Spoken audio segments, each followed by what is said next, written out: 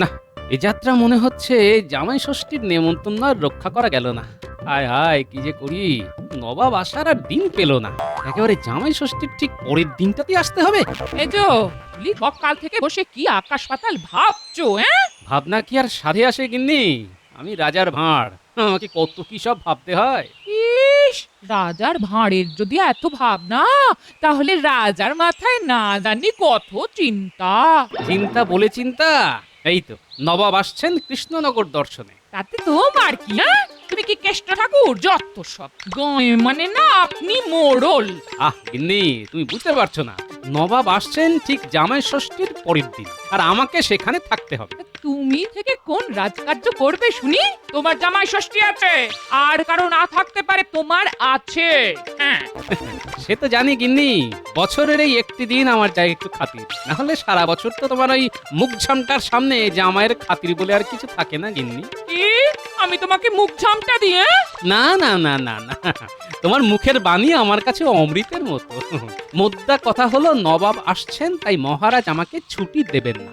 এই, আমি তোমাকে বলে দিচ্ছি, তুমি যদি না যাও আমি তো যাবই। আর কোনোদিনে মুখ হব না। হ্যাঁ, তোমার আর কোনোদিন মুখ দর্শনও করব না। ভালো চাও তো মহারাজের কাছে গিয়ে ছুটির দরখাস্ত করো। হ্যাঁ, কি জ্বালা, শ্যাম রাখি না কুল রাখি, এদিকে নোলাটাকেও যে সামাল দেওয়া যাচ্ছে না। আহা, পোলাও, মুড়ো দিয়ে ঘন্ট, কচি পাঁঠার মাংস, আমের চাটনি, দই, বড় বড় ক্ষীরের পান্তুয়া, আহা, এ কি ছাড়া যায় না? মহারাজকে যা বলার বলেই দিই।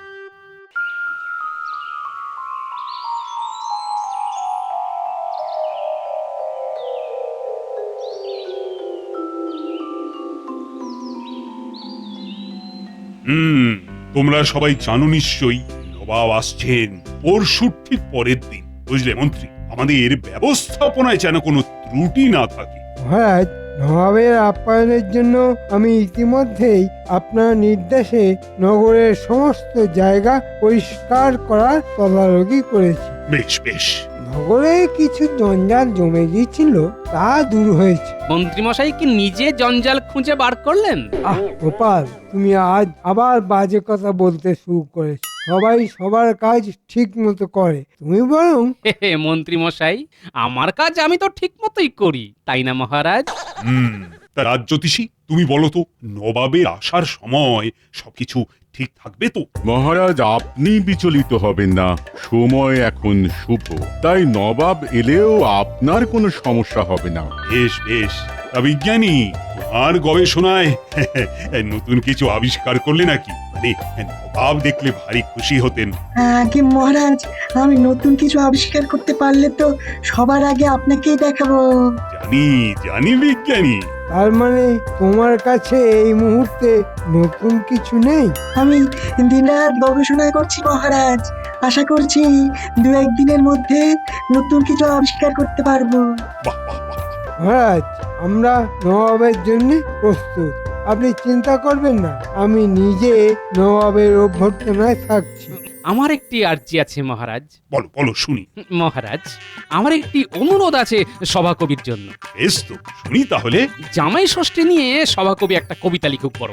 জামাই ষষ্ঠী? ছি ছি গোপাল, আলোচনা হচ্ছে নবাবের আগমনের মতো একটা গুরুগম্ভীর বিষয় নিয়ে, আর তুমি সেখানে জামাই ষষ্ঠী নিয়ে ভাবছো? ভাবতে হচ্ছে মহারাজ, কারণ আমাকে জামাই ষষ্ঠীতে শ্বশুর বাড়ি যেতে হবে যে। পরশু তো জামাই ষষ্ঠী, আর তারপরের দিন নবাব আসছে গোপাল। হে, পণ্ডিত বিবাহ না করলে কি হবে, কবে জামাই ষষ্ঠী এটা ঠিক মনে রেখেছে। অসম্ভব গোপাল, নবাব আসবেন আর তুমি জামাই ষষ্ঠীতে শ্বশুর বাড়ি গিয়ে বসে থাকবে? না না না না, তা কি করে হয়? গোপালের দেখছি আসল উদ্দেশ্য ছুটি নেওয়া। কবিতার বাহানা করছো কেন গোপাল? হে মহারাজ, নাক তো নাকই, সামনে থেকে দেখলেও নাক, আবার ঘুরিয়ে দেখালেও নাক। মানে? আমার শ্বশুর বাড়ি একেবারে নাক বরাবর হাঁটতে হয়, কয়েক ক্রোশ পথ। আমি যাব, খাবো, চলে আসব, নবাবের আসার আগেই পৌঁছে যাব মহারাজ, আপনি একদম চিন্তা করবেন না। বুঝেছি বুঝেছি গোপাল, আমাকে চিন্তিত দেখে তুমি সরাসরি ছুটি চাও। এটা তোমার গুণ। ঠিক আছে, তোমার ছুটি আমি মঞ্জুর করলাম, তুমি যাও। কিন্তু নবাবের আসার আগেই তোমাকে এসে পড়তে হবে কিন্তু। মনে থাকে যেন কথাটা। বিলক্ষণ মহারাজ। তুমি আর এসে উঠতে পারবে না গোপাল, সে ব্যবস্থা আমিই করব। আমি হয়ে উঠবো নবাবের কাছে প্রিয়, আর তুমি হবে চাকরি থেকে বরখাস্ত। হ্যাঁ, আহ আহ আহ আহ।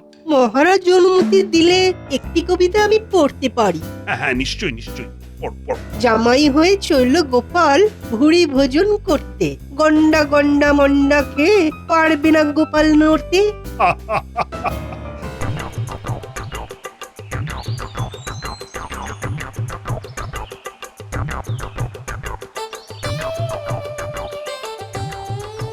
এই পুটি, টেপা, ন্যাপলা, গুলটে, কি করছিস তোরা? এদিকে আয়, এদিকে আয়। কি বলছো দাদু? আমরা এখন খেলছি। দাদু, মুরগি আছে নাকি সঙ্গে? তোরা খেলছিস সে তো আমি দেখতেই পাচ্ছি, আমার চোখে তো আর ছানি পড়েনি রে। ও দাদু, কি বলবে বলো না। শোন, কাল সকাল সকাল আমরা সবাই যাচ্ছি তোদের বাবার মামার বাড়ি। হ্যাঁ, বাবার মামার বাড়ি। হ্যাঁ, সেখানে খুব আনন্দ হবে আর প্রচুর ভালো খাওয়া দাওয়া হবে। আরে বাস! কিন্তু কাল সকালে যে পণ্ডিত মশাইয়ের কাছে যেতে হবে। পাঠশালা? আচ্ছা, ও ঠিক আছে ঠিক আছে, আমি পণ্ডিত মশাইকে পরে বলে দেবো, তোদের কোনো চিন্তা নেই, তোরা চল আমার সাথে। কি মজা, কি মজা। খুব মজা হবে। যা যা, তোরা এখন খেল, অন্ধকার হবার আগে কিন্তু ঘরে ঢুকে যাবি সব। কি হলো কি গিন্নি, আর কত দেরি করবে? এরপর যত বেলা বাড়বে তত গরম বাড়বে। তোমার সাজগোজ শেষ হলো? বলি এত তাড়া কিসের? হ্যাঁ, ও বাবা, বেনারসি শাড়ি। রানীমা উপহার দিয়েছিলেন, তুমি তো কিপটে। তোমার আশায় থাকলে এ জীবনে বেনারসি আর পরা হতো না। হ্যাঁ, শখ কত। চলো চলো চলো, এখন আর দেরি করো না, চলো।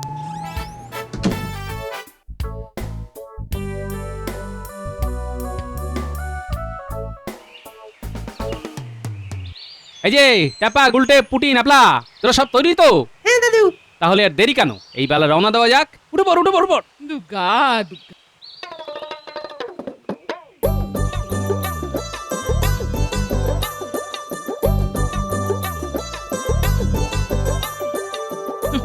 জামুটা হয়েছ, গাড়িখানা আবার না ভেঙে পড়ে। হ্যাঁ, তুমি একটু কম কথা বলো গিন্নি, তোমার কথা শুনে না গরুরা খেপে চলে যাবে। তখন তুমি গাড়ি টানবে।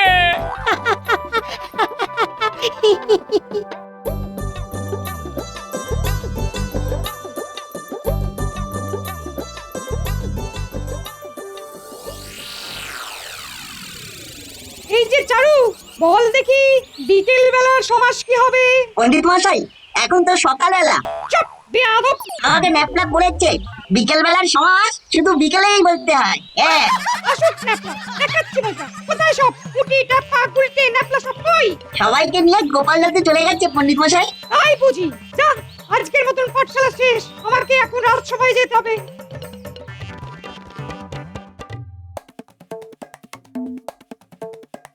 মহারাজ, আমি একটি নির্দিষ্ট অভিযোগ আপনাকে জানাতে চাই। কেন পণ্ডিত, কি হয়েছে? গোপাল ছুটি নিয়ে জামাই ষষ্ঠীতে তার শ্বশুর বাড়ি গেছে, এক্ষেত্রে আমার কিছু বলার নেই। না, স্বয়ং মহারাজ গোপালকে ছুটি দিয়েছেন। কিন্তু গোপালের নাতি নাতনি যারা আমার পাঠশালায় শিক্ষা নিতে আসে, তাদের ছুটি দেওয়ার অধিকার নিশ্চয়ই আমার, তাই তো মহারাজ? আমি তাদের গুরু মশাই। তুমি যথার্থ বলেছো পণ্ডিত। হ্যাঁ, তুমি ঠিক বলেছো। গোপালের কি অধিকার আছে আমার অনুমতি ছাড়া নাতি নাতনিদের পাঠশালায় আসতে না দেওয়া? তো কেন কেন তারা কেউ যায়নি কেন পাঠশালায়? না মহারাজ, তারা কেউ আসেনি, এতে ওদের শিক্ষা লাভে বিঘ্ন ঘটলো। তাদের যদি শরীর খারাপ থাকে তাহলে কোনো প্রশ্ন ওঠে না মহারাজ। কিন্তু এখানে প্রশ্ন উঠছে, কারণ তাদের শরীর খারাপ নয়। মহারাজ, গোপাল ওদের সবাইকে নিয়ে নিজে জামাই ষষ্ঠীর নেমন্তন্ন খেতে গেছে। ছি ছি মহারাজ, বুঝি না বাপু, বুড়ো বয়সে কিসের এত জামাই ষষ্ঠী? তারপরে নাতি নাতনি সদল বলে গোপাল গেল, পণ্ডিতকে কিছু বলেও নি। আমি এর তীব্র প্রতিবাদ জানাই মহারাজ। এমনকি আপনি নিজেই সাক্ষী আছেন যে নবাব আসবে বলেও গোপালের কোনো মাথা ব্যথা নেই। ছি ছি ছি। বেশ, গোপাল ফিরুক, আমি ওর সাথে এই ব্যাপারে কথা বলবো। বলুন মন্ত্রীমশাই, কি কি করতে পারি আপনার জন্য? বড় কাজ আছে রে বটা ঘটা। বড় কাজের পারিশ্রমিকটাও যে বড় হয় মন্ত্রী মশাই। পাবি পাবি, 1000 মোহর পাবি। 1000 মোহর? কি করতে হবে বলুন মন্ত্রী মশাই? শোন, আজ জামাই ষষ্ঠী, আজ রাতে গোপাল ফিরবে। তোদের কাজ হলো গোপালকে মাঝ রাস্তায় বেঁধে ফেলে ওর সব কিছু লুট করে নেওয়া। এর এমন কি? কিন্তু ওই বাচ্চা ছেলে মেয়েগুলো গোপালের সাথে থাকবে। ওই বাচ্চা ছেলে মেয়েগুলো আমাদের কি করবে? কিচ্ছু করতে পারবে না। ওদেরও আমরা ওই হাত পা মুখ বেঁধে রেখে দেব। হ্যাঁ, ব্যাস, আর কিচ্ছু করতে হবে না। এটা করলেই গোপাল আর রাজ সবাই এসে উঠতে পারবে না। আমরা তাহলে আসি মন্ত্রী মশাই। হ্যাঁ, খুব সাবধানে, কাকপক্ষীতেও যেন টের না পায়। গোপাল, তোমার আশা আর হচ্ছে না। নবাবের সামনে মহারাজের মুখ হবে আমসত্ত্বের মতো। বিদূষকের অভাবে নবাব খেপে যাবে, আর ঠিক তখন আমি হাজির করব ভগবানকে বিদূষক সাজিয়ে। হ্যাঁ, নবাব আমাকে ইনাম দেবে, আর মহারাজ তার লজ্জা থেকে বাঁচাবার জন্যে আমাকে পুরস্কার দেবে। আমার পারিশ্রমিক আরো বেড়ে যাবে, আর গোপালের চাকরি যাবে। হ্যাঁ,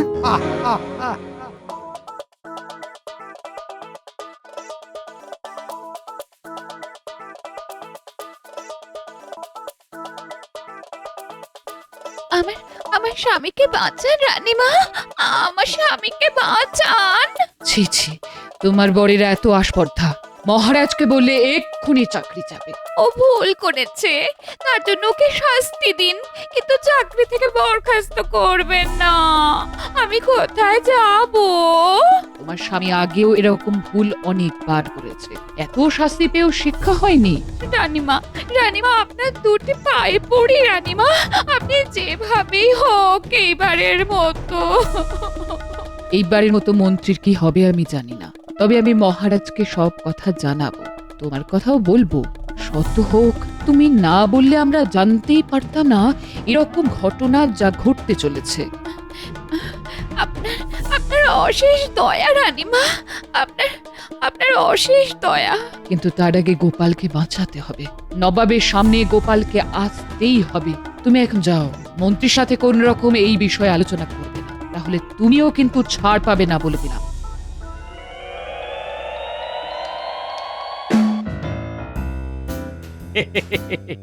আবার এসব কেন কষ্ট করে?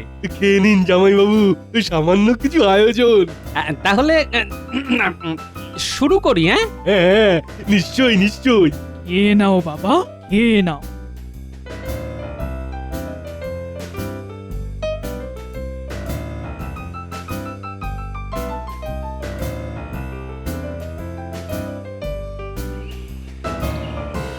কি ব্যাপার রানী, এই সময় তুমি হঠাৎ ডেকে পাঠালে কেন?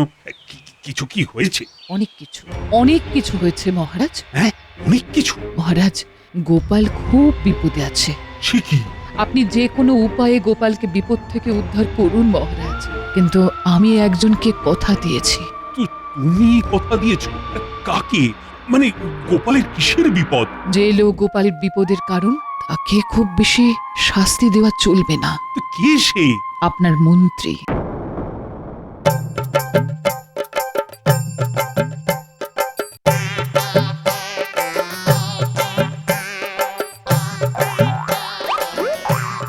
দাদু, অত খেও না। দাদু, কত বড় মুড়ো খেতে পারবে? এই এই তোরা চুপ কর তো। জামাই কি আর তোদের মতন করছি? তোরা এসব পারবি না। বলি, আরো দুটো মুড়ো দেবো বাবা? হ্যাঁ, এই রে, আগে না, এখন কি আর সেই বয়স আছে? তবে ওই পোলাও আরেকটু খেতে পারি। নিশ্চয়ই নিশ্চয়ই বাবা, নিশ্চয়ই। মন্ত্রী এত কিছু চিন্তা করছে। বেশ, ওকে আমি উচিত শিক্ষা দেব। কিন্তু ওর দুই শয়তান বটার ঘটা ওরা তো চলে গেছে গোপালকে ধরবার জন্য। আমি এক্ষুনি 4 জন প্রহরীকে পাঠাচ্ছি গোপালকে সঙ্গে নিয়ে আসার জন্য। তুমি কিচ্ছু চিন্তা করো না রানী, গোপালের আমি কিচ্ছুটি হতে দেব না। হ্যাঁ, এইটুকু ভরসা আমি রাখি।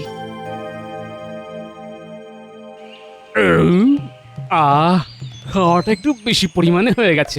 হ্যাঁ, নিজে বাজার করো কিপ্টের মতো করে, আর এখানে পুরো আস্ত পাঁঠা হজম করে ফেললে। হ্যাঁ, এই তোরা চুপ করবি? হ্যাঁ, জামাই মানুষ যত খাবে ততই আমার তৃপ্তি। তবে জামাইবাবুর খাওয়া কিন্তু আগের থেকে কমে গেছে। তা বটে, আগে হলে মনে হয় পাঁঠার শিংও খেয়ে নিত। নিন নিন জামাইবাবু, এবার পান খান, তারপর একটু নিদ্রা দিন। সে তো বটেই। হ্যাঁ, ঘুমে আমার চোখ একেবারে টেনে আসছে।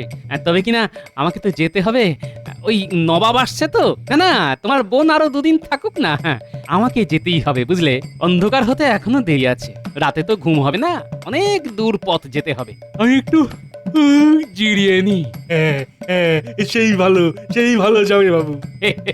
বুঝলে ভাইয়া, এরকম খাবার পর একটু দিবা নিদ্রা না দিলে যে চলে না।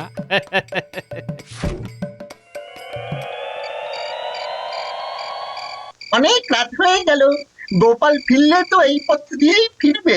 এই পথ ছাড়া যে আর কোনো পথই নেই। তাহলে অপেক্ষা করা ছাড়া আর কোনো উপায় নেই। মন বলছে গোপাল এলো বলে। হ্যাঁ,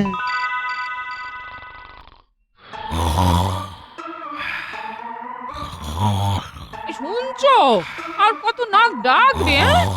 এ ওঠো না, অনেক রাত হয়ে গেছে। এখন তুমি না গেলে এই রাত সবাই পৌঁছতে পারবে না। হ্যাঁ, শোন দিদি, তাহলে জামাইবাবু ও ঘুমোক, বিরক্ত করবার দরকার নেই। কিন্তু কি এত রাতে কারা এলো? মহারাজ কৃষ্ণচন্দ্র আমাদের পাঠিয়েছে। গোপাল একা ফিরলে তার অসুবিধে হতে পারে, তাই আমরা সাথে থাকবো। কিন্তু তিনি তো এখন ঘুমোচ্ছেন। কিন্তু মহারাজ আমাদের বলে দিয়েছেন গোপাল যে অবস্থায় থাকবে সেই অবস্থায় তাকে নিয়ে আসতে হবে। আমাদের অনুমতি দিন, আমরা ভিতরে গিয়ে গোপালকে নিয়ে যাচ্ছি। বেশ, মহারাজের যখন হুকুম তখন আমি আর কি বলতে পারি। একে কাঁধে করে নিয়ে যাওয়া ছাড়া তো আর উপায় নেই। ও বাবা গো, বলি মরা মানুষ তো কাঁদে ওঠে, ও যে জ্যান্ত। উপায় নেই গিন্নিমা।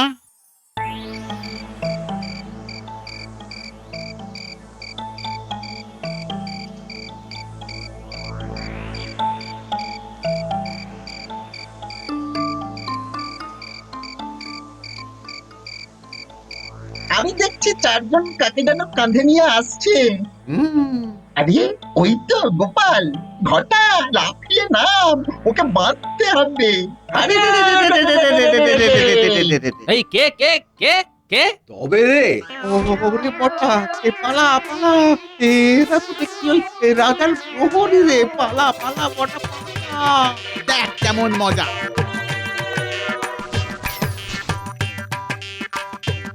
এবার চল রাজার কাছে, তোদের বিচার হবে। ওরে বাবা রে, আমাদেরকে ছেড়ে দাও। আমি কি স্বপ্ন দেখছি?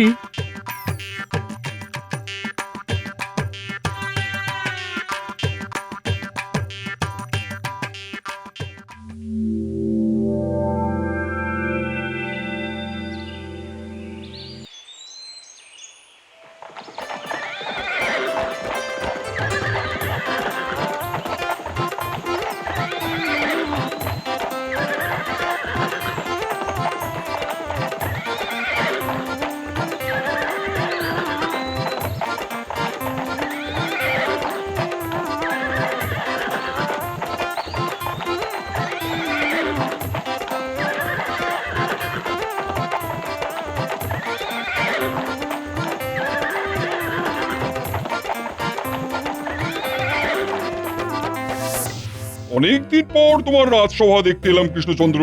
মন আজ বড়ই প্রফুল্ল। নবাবের আগমনে কৃষ্ণনগর ধন্য, স্বাগতম জানাই আমি সভাকবি নগণ্য। বেশ বেশ বেশ। আপনার জন্য আমার প্রাসাদের দক্ষিণ দিকের অতি মনোরম একটি শয়নস্থলের বন্দোবস্ত করেছি নবাব সাহেব। সে তো বুঝলাম, আমার খাতির যত্নে তুমি কোনো ত্রুটি করনি, কিন্তু গোপাল কোথায় তাকে যে দেখতে পাচ্ছি না। জামাই ষষ্ঠী খেতে গেছে নবাব সাহেব। আমরা অনেক বারণ করেছি যে আপনি আসবেন, অথচ গোপালের কোনো মাথা ব্যথাই দেখলাম না। তাই বুঝি? কি আর বলবো নবাব সাহেব, মহারাজ তো গোপালকে চাকরি থেকে এক প্রকার বরখাস্ত করেই দিয়েছে। আমি আপনার জন্য একজন নতুন ভালো বিদূষক নিয়ে এসেছি, আপনার মন আরো প্রফুল্ল হবে। গোপাল, এদিকে এসো, এদিকে। মন্ত্রী, কৃষ্ণচন্দ্র আর গোপাল আমাকে সব বলেছে। তোমার শয়তানি মুর্শিদাবাদ অব্দি সবাই জেনে গেছে। আমার মন্ত্রী হলে তোমাকে আজকেই গর্দান নিতাম, কিন্তু তুমি কৃষ্ণচন্দ্রের মন্ত্রী, কৃষ্ণচন্দ্রই তোমার বিচার করুক। মহারাজ, আমাকে ক্ষমা করে দিন, আমাকে ক্ষমা করে দিন। ছি মন্ত্রী, তুমি শেষে দুটো ছেঁচড়াকে দিয়ে গোপালকে জব্দ করতে পাঠালে। কি বুঝছো গোপাল? আসলে আমি কাল এত খেয়েছি যে এখনো তার ঘোর কাটেনি। মন্ত্রীকেও কিছু খাওয়ানো উচিত, তাই নয় কি মহারাজ? ওকে বরং হাঁড়ি হাঁড়ি ঘোল খাওয়ানো হোক। যথার্থ বলেছেন নবাব সাহেব, আপনার জুড়ি মেলা ভার। আর তুমি হলে সেই ভাঁড় যার জুড়ি মেলে না। হ্যাঁ